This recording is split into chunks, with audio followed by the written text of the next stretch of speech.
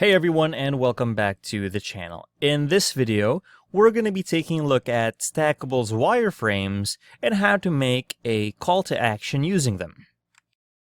This is a series of videos taking a look at Stackable's wireframes and how it is easier to make a web page using them. So, let's start by creating a blank web page. There's a couple ways to do that. The first is if you're logged in on your website, you'll have this top toolbar, hover over New and click on Page. Alternatively, if you've logged into your website, you'll end up on your dashboard. Okay, you'll end up on your dashboard. Hover down onto Pages and click on Add New Page. Okay, let's give our page a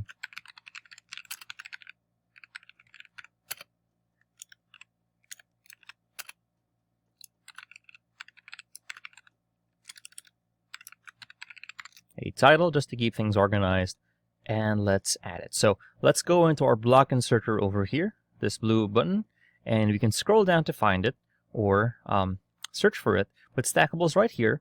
All we have to do is access our design library, drag and drop that into our workspace, and let's go ahead and click on Design Library.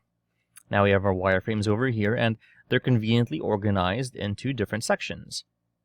According to you. So call to action is right here, and we can go ahead and choose one of these templates.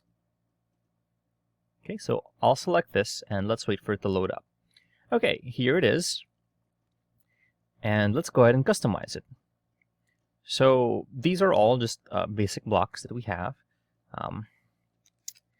Welcome to website assets.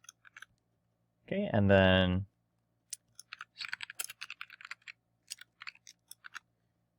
here we go. This is our call to action, and we can customize all of these things one by one. We're just clicking on here to enter and upload the items that we want to see. Okay, we'll select this. And again, these are all just ordinary blocks within them. So this is column. We can change the spacing of this. We can change the alignment of our content within it. We can make it horizontal or vertical, but it doesn't really affect it here. We can change the inner block gap. We can align it at the bottom. We can change our spacing. We can add a container to this block. And then we can customize our backgrounds over here, border radius for this if we wanted. We can do the same for our background here. Let's make it gray.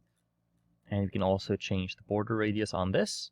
And then likewise for this one, it's a header. We've just entered our text here, but we can use different heading styles, or we can go ahead and choose a font that we want.